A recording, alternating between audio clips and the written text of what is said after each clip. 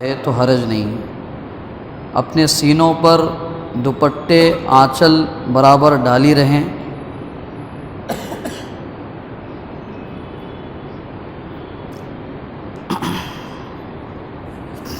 یہ جو آیت نمبر 30 اور 31 جو ہے، 31 کا کچھ حصہ ہے یہ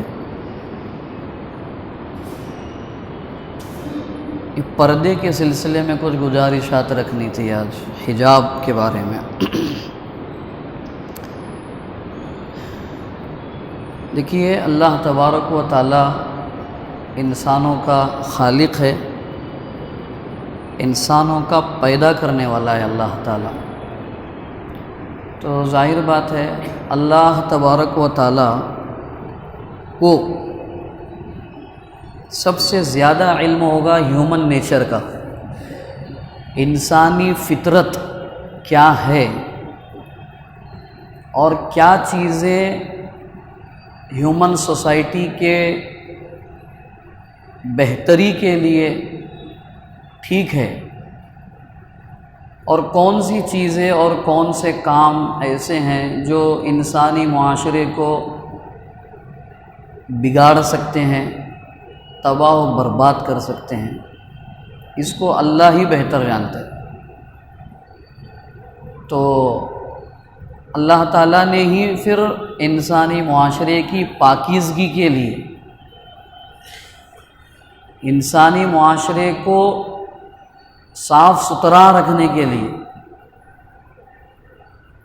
صرف یہ نہیں کہا کہ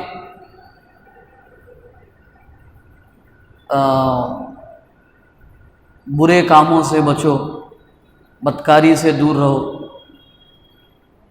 انلیگل فزیکل ریلیشن شپ قائم نہ کرو، یہ صرف اتنا ہی نہیں کیا ہے۔ اسلام کا خاصہ یہ ہے، دوسرے مذاہب نے بھی بری باتوں سے روکا ہے، اس میں کوئی دو رائے نہیں ہے، اسلام نے بھی روکا ہے، لیکن اسلام کی اسپیشلٹی یہ ہے، اسلام کی خصوصیت یہ ہے کہ اسلام نے جن برائیوں سے روکا ہے نا، سب پہلے ان برائیوں کے راستوں کو بند کر دیا ہے۔ وہ یہ برائی کا راستہ ہے، یہاں سے آپ برائی کے معاملے میں انٹری کر سکتے ہیں، وہ انٹری گیٹ ہی بند کر دیا ہے، اور کہا ہے کہ وہ انٹری گیٹ ہی میں داخل نہیں ہونا ہے۔ اندر جانے کے بعد گناہ ہو جائے گا، تو گناہ کے ماحول میں داخل ہونے سے ہی بچنے کی بات کہی ہے۔ سورہ بنی اسرائیل آپ اٹھائیے، وہاں پہ اللہ تعالیٰ نے فرمایا لا تقربوا الزنا، زنا نہ کرو، بدکاری نہ کرو، یہ حکم نہیں ہے، بدکاری کے قریب نہیں جانا۔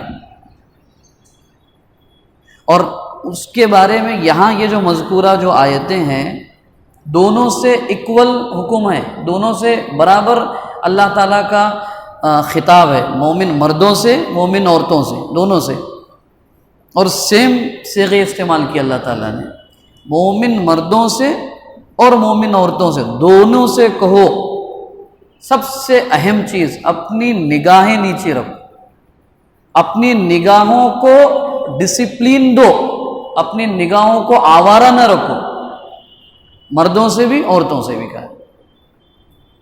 موجودہ دور میں جو ہے اسلام کے بارے میں بہت ساری باتیں کہی جاتی ہے کہ اسلام نے عورتوں کے ساتھ میں زیادتی کی ہے، ان کو ان کے رائٹس نہیں دیے ہیں، حجاب کے بارے میں، پردے کے بارے میں وقتاً فوقتاً باتیں ہوتی رہتی ہے، اسلامی سزاؤں کے بارے میں۔ چونکہ ہم لوگ ایک ایسے ملک میں رہتے ہیں جو بالکل سیکولر ملک ہے، تمام تر کیا کہتے ہیں اس کو، بے اعتدالیوں کے باوجود پھر بھی جمہوری ڈھانچہ کچھ حد تک باقی ہے۔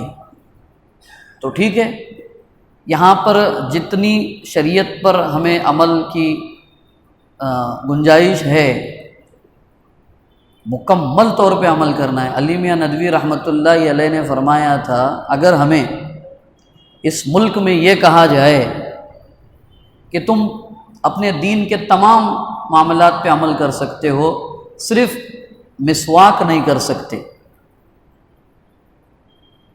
تو ہم مسواک کی سنت کو چھوڑے بغیر اس ملک میں رہنے کے لیے تیار نہیں ہے۔ یہ تمام لوگوں کو اچھی طرح سمجھ لینا چاہیے، سن لینا چاہیے۔ اس وقت کہا تھا حضرت نے، اور آج بھی مسلمانوں کا یہ اسٹینڈ بالکل کلیئر ہے۔ کانسٹیٹیوشن کو دھرم نرپیکش بنانے میں، اس کو سیکولر رکھنے میں، خاص طور پر علماء کرام نے جو قربانیاں دی ہے، آپ چاہے وہ مولانا حفظ الرحمن سہواروی رحمۃ اللہ علیہ کو لے لیجئے، مولانا ابوالکلام آزاد کو لے لیجئے رحمۃ اللہ علیہ، اور ان کے علاوہ اور بھی کئی لوگ تھے۔ یہ فنڈامنٹل رائٹس جو ہے آرٹیکل 21 سے لے کے 9 تک کے، انہوں نے بہت رات دن ایک کر کے، کبھی نہرو سے مل کے، کبھی کیا کہتے ہیں مہاتما گاندھی سے مل کر کے، ڈاکٹر امبیڈکر سے مل کے، اور جتنے ڈرافٹنگ کمیٹی کے جتنے گویا کہ اس میں ممبرز تھے، انہوں نے کہا کہ ملک کو جب تک سیکولر نہیں رکھا جائے گا اس وقت تک یہ ملک پیسفل ایٹماسفیئر میں یہاں کے لوگ جی نہیں سکیں گے۔ تو کام کیا ہے، اور ڈاکٹر بھیم راؤ امبیڈکر کو بنگال کی ایک سیٹ سے مسلمان کو پیچھے لے کر کے وہاں سے جتا کر کے کانسٹیٹیوئنٹ اسمبلی میں بھیجا ہے۔ تو چونکہ یہ تو ایک ٹاپک ہے، اس پہ بات نہیں کرنی ہے، ملک کی بات کر رہے ہیں۔ شاہ فیصل سے اس وقت کے امریکہ کے جو پریزیڈنٹ تھے، انہوں نے کہا شاہ فیصل، دنیا اتنی ماڈریٹ ہو گئی ہے، دنیا اتنی ماڈرن ہو گئی ہے، آج بھی تم انہی سزاؤں کے ساتھ جیتے ہو کہ چوری کریں گے تو ہاتھ کاٹ دیں گے، زنا کریں گے تو رجم کر دیں گے۔ یہ جو اسلامی سزائیں ہیں، اسلامک جو آرڈیننس ہے، اسلامی تعزیرات ہے، جو کرمنل لاز ہے اسلام کے، اور اس پر جو پنشمنٹس ہے، جو سزائیں ہیں، ابھی بھی تم وہی فرسودہ ماحول میں زندگی گزارتے ہو۔ دنیا کہاں سے کہاں چلی گئی، آؤ ذرا باہر۔ شاہ فیصل نے بہت تاریخی جملہ کہا تھا کہ اسلام نے جو حدود بتائے ہیں، اسلام نے کیا کہتے ہیں کرائم کے جو پنشمنٹس جو بتائی ہے، اس کو ہم نے مضبوطی کے ساتھ پکڑا ہوا ہے۔ اسی کا نتیجہ ہے کہ تمہارے وائٹ ہاؤس کی دیواروں کے سائے میں جتنے کرائم ہوتے ہیں اتنے پورے عرب ملک میں نہیں ہوتے۔ یہ اسی کی دین ہے۔ یہ تو آج آنکھوں کی حیا ختم ہو گئی۔ اللہ کے رسول نے فرمایا الحیاء من الایمان، اور ایک روایت میں الحیاء شعبۃ من الایمان، آنکھوں کی حیا ایمان کا حصہ ہے، اور حیا اور ایمان پیرلل چلتے ہیں، ساتھ ساتھ چلتے ہیں۔ اگر نگاہ اگر آوارہ ہے تو اس کا لازمی مطلب یہ ہے کہ ایمان میں نقص اور ایمان میں ادھورا پن ہے۔ فحاشی، بے پردگی اور بے راہ روی کے اس دور میں ہمیں معلوم رہنا چاہیے۔ حضرت نبی کریم صلی اللہ علیہ وسلم ایک مرتبہ اپنے حجرے میں تشریف فرماتے، یا مسجد نبوی میں حجرے میں تشریف فرماتے، بیٹھے ہوئے تھے تو گرمی کا موسم تھا، تو آپ نے ذرا تہبند ذرا اوپر، پیر سے تھوڑا سا تہبند اوپر اٹھا کر کے آپ بیٹھے ہوئے تھے، پنڈلی کا کچھ حصہ، گرمی تھی۔ حضرت ابو بکر صدیق رضی اللہ عنہ کوئی مسئلہ لے کر آئے تو آپ بیٹھے رہے اور بات کرتے رہے، کنٹینیو رکھا اپنے بات۔ اسی دوران حضرت عمر رضی اللہ عنہ آئے، وہ بھی آ کر کے بیٹھے اور آپ بات کو کنٹینیو رکھا اپنے۔ دروازہ کھٹکھٹایا تیسری مرتبہ، تو اللہ کے وسلم نے پوچھا کہ کون ہے دیکھو ذرا، تو وہاں دروازے سے آواز آئی کہ عثمان رضی اللہ عنہ۔ تو اللہ کے وسلم سیدھے بیٹھ گئے اور اپنا تہبند نیچے کیا آپ نے اور سیدھے بیٹھ گئے، اور حضرت عثمان آئے، جو بھی بات چیت تھی آپ نے بات پوری کی، اور یہ تینوں لوگ چلے گئے، حضرت ابو بکر، حضرت عمر، حضرت عثمان رضی اللہ عنہ۔ حضرت عائشہ رضی اللہ عنہ یہ دیکھ رہی تھی سب معاملہ۔ انہوں نے کہا اللہ کے نبی صلی اللہ علیہ وسلم جانے کے بعد کہ ابو آئے تو آپ ویسے ہی بیٹھے رہے، آپ نے پوزیشن چینج نہیں کی، عمر آئے تو بھی آپ بیٹھے رہے، عثمان آ گئے تو آپ سیدھے بیٹھ گئے، تہبند نیچے لیا آپ نے، کیا مسئلہ ہے؟ اللہ اکبر! اللہ کے نبی نے فرمایا عائشہ اس شخص سے میں کیوں حیا نہ کروں جس سے آسمان کے فرشتے بھی حیا کرتے ہیں، میں اس سے حیا کیوں نہ کروں جس سے آسمان کے فرشتے حیا کرتے ہیں؟ کیا با حیا انسان ہوگا وہ؟ اور ہمارا کلچر کیا ہے آج کا؟ عبداللہ ابن ام مکتوم رضی اللہ عنہ نابینا صحابی ہیں، بلائنڈ لیس، آنکھوں سے دکھائی نہیں دیتا دونوں سے، وہ کسی مسئلے کے لیے آئے، بات کر رہے ہیں، زوجہ محترمہ ایک دو کوئی تھی جو بیٹھی ہوئی تھی، اللہ علیہ وسلم کے ساتھ بات کر رہی تھی، حضرت عبداللہ ابن ام مکتوم آئے، بات کی انہوں نے، اللہ علیہ وسلم نے فرمایا تم اندر چلی جاؤ، اندر چلی جاؤ، تو بات کرنا ہے مجھے ان سے۔ تو بہرحال وہ تو چلی گئیں، ان سے بات کی، اور پھر حضرت عبداللہ ابن ام مکتوم رضی اللہ عنہ کو آپ نے روانہ کر دیا۔ حضرت عائشہ سے پوچھا تم نے پردہ نہیں کیا؟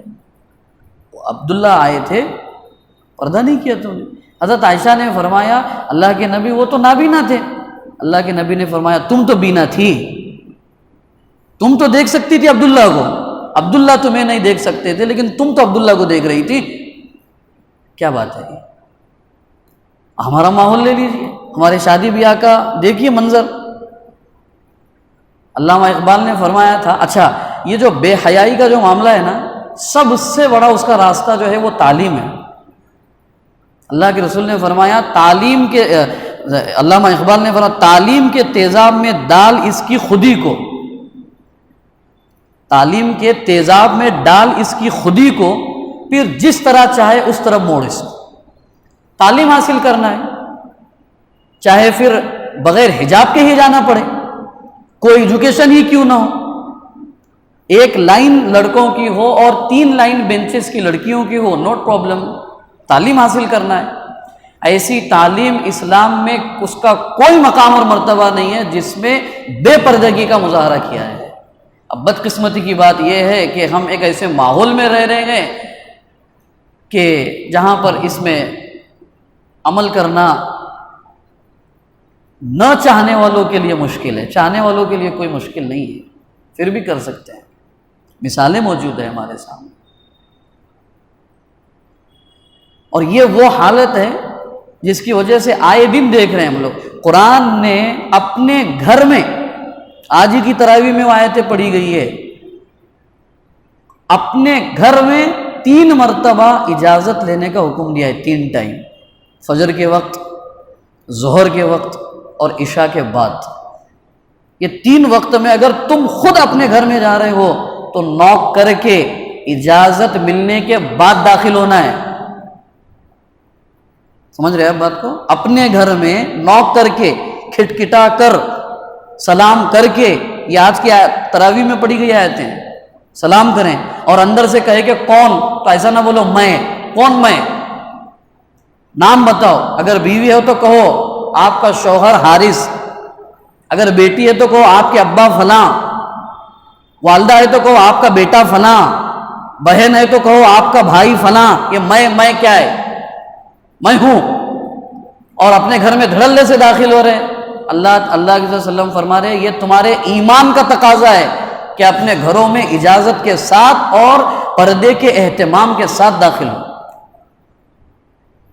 لیکن اس کا احتیاط نہیں ہو۔ اچھا قرآن مجید میں یہاں جو اللہ نے آیت میں وَلَا يَضْرِبْنَ بِأَرْجُلِهِنَّ لِيُعْلَمَ مَا يُخْفِينَ مِنْ زِينَتِهِنَّ، عجیب بات فرمائی اللہ نے۔ اب عورت کو کہا ہے اپنا جو پیر ہے نا، پیر چلنے کا انداز، وہ پیر بھی آہستہ سے رکھو، وہ پیر کے انداز پر سے بھی غیر کو تمہاری فزیکل ایکٹیویٹی کا انداز نہیں لگنا چاہیے کہ جوان ہے یا بوڑھی ہے، اس کو بھی آہستہ رکھو۔ تو پیزب میں ہم وہ گھنگرو لگا رہے ہیں تاکہ پتہ چلے کہ کوئی عورت چل رہی ہے۔ شادیوں میں کیا ہو رہا ہے؟ اچھا بناؤ سنگھار کر کے لے کے جا رہے ہیں، وہ عجیب معاملہ ہے۔ ہم نے کسی سے کبھی پوچھا یار کیا وجہ ہے یہ چھوٹی بچیوں کو، 14 سال کی بچیاں، 16 سال کی بچیاں، یہ عجیب بات ہو گئی ہے۔ بولے ابھی تم کو پردہ نہیں کرنے کا ہے، شادی کے بعد میں پردہ ہے۔ عجیب بات ہے، مت ماری گئی ہماری، کیوں شادیوں میں لے کے جا رہے؟ کیوں؟ بولے وہ دیکھ کر کے رشتے طے ہوتے ہیں۔ نعوذ باللہ، کیا بات ہے یہ؟ اللہ کی پھٹکار نہیں ہوگی؟ ہماری جو شادیاں ہو رہی ہیں وہ اجتماعی طور پر اللہ کی نافرمانیوں کا مظہر ہے وہ. اور یاد رکھیے اللہ کی جب اجتماعی نافرمانی ہوتی ہے نا تو اللہ کا عذاب اجتماعی طور پر نازل ہوتا ہے. اس وقت احتیاط کرنی چاہیے. اچھا اس کا ہرگز مطلب یہ نہیں ہے کہ اسلام جو ہے عورتوں کو ایک بند خول میں پیک کرنا چاہتا ہے، نہیں. یہاں آگے اللہ نے فرمایا ہے تمہاری زینت کا حقدار صرف اور صرف تمہارا شوہر ہے، تمہارے کلیگس نہیں، تمہارے کالج کے فرینڈز نہیں، تمہارے آزو بازو کے لوگ نہیں، مارکیٹ کے لوگ نہیں. تمہاری زینت کا حقدار صرف اور صرف تمہارا شوہر ہے. آج کیا ہو رہا ہے گھر میں دیکھیے، معاف کیجئے گا میں پوری ہماری ماں بہنوں کی عظمت کو باقی رکھتے ہوئے بات کہہ رہا ہوں، گھر میں ہم کیسی رہتی ہیں اور جب باہر نکلتی ہیں تو کیسی رہتی ہیں وہ خود آپ اپنا اندازہ لگائیے. تو یہ عجیب بات، شوہر کے لیے آپ اگر سجتی سنورتی ہیں آپ کو ثواب ملے گا، اور اگر آپ باہر جانے کے لیے اگر سنورتی ہیں، کسی اور کو دکھانے کے لیے اگر سنورتی ہیں. صحیح مسلم کی روایت ہے جب کوئی عورت بے پردہ ہو کر سج سور کر کے نکلتی ہے تو شیطان اس کی ٹوہ میں لگا رہتا ہے اور مردوں کو اس کی طرف ورغلاتا رہتا ہے اور اس پر فرشتے لعنت کرتے رہتے ہیں جب تک کہ وہ اپنے گھر واپس نہ لوٹ آئے. آپ رہیے، ضرور رہیے. ہماری آج یہ کہا کہ نوجوان ہمارے بھائیوں کے لیے عام طور پہ یہ ہوتا ہے کہ نظر کی حفاظت جو ہے نوجوان مردوں کو کرنی چاہیے، عورتوں کو بھی کرنی چاہیے. خواتین کے سلسلے میں یہ جو نظر کی جو معاملہ ہے نا، نظر بہت خطرناک چیز ہے. اللہ کے رسول نے فرمایا نظر جو ہے نا شیطان کے زہر میں بجھے ہوئے تیروں میں سب سے بڑا تیر ہے. حفاظت کرو اس کی، اور جو جتنا اس کی حفاظت کرے گا اس کے دل میں اللہ کا نور اتنا زیادہ داخل ہوتا چلا جائے.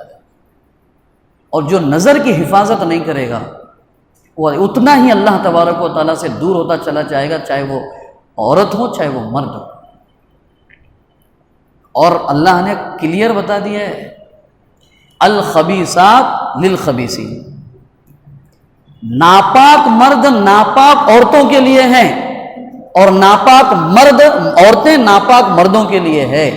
کوئی لڑکی یہ چاہتی ہے کہ مجھے پاک باز با حیا شوہر ملے، اس کو چاہیے کہ وہ خود با حیا بنے پہلے.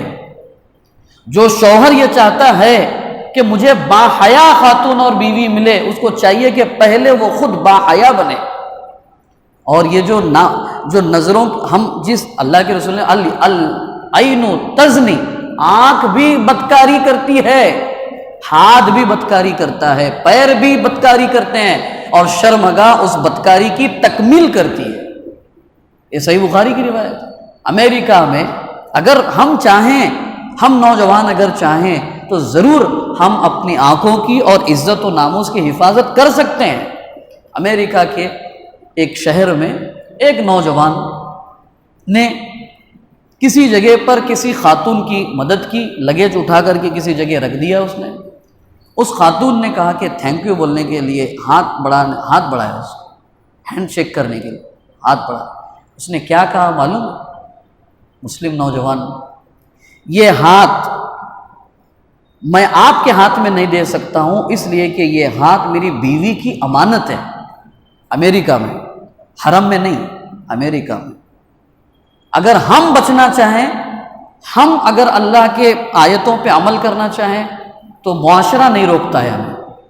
اور معاف کیجئے گا اگر ہماری نظر اور ہمارا دماغ ہی اگر آوارہ ہے تو پھر مقدس سے مقدس جگہ بھی ہمیں نظر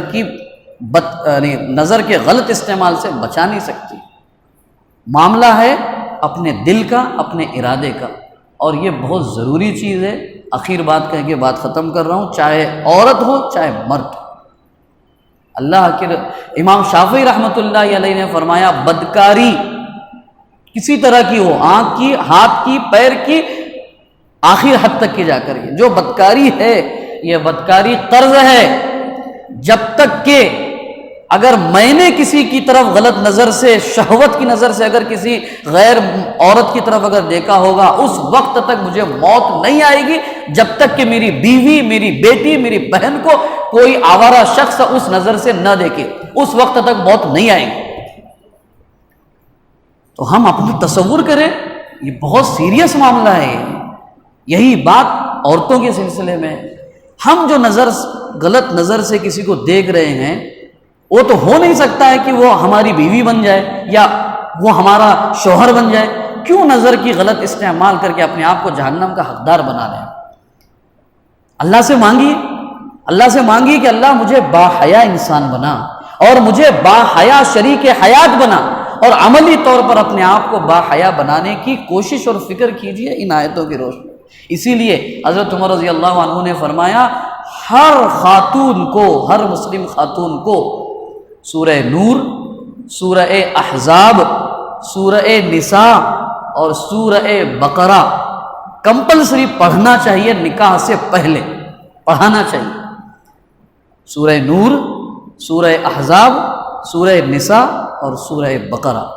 اللہ تبارک و تعالیٰ آپ کو مجھے پاکیزہ زندگی گزارنے کی توفیق عطا فرمائے، بے حیائی کے ہر عمل سے اللہ تعالیٰ میری آپ کی حفاظت فرمائے۔ سبحانک اللہم و بحمدک، اشہد ان لا الہ الا انت، استغفرک۔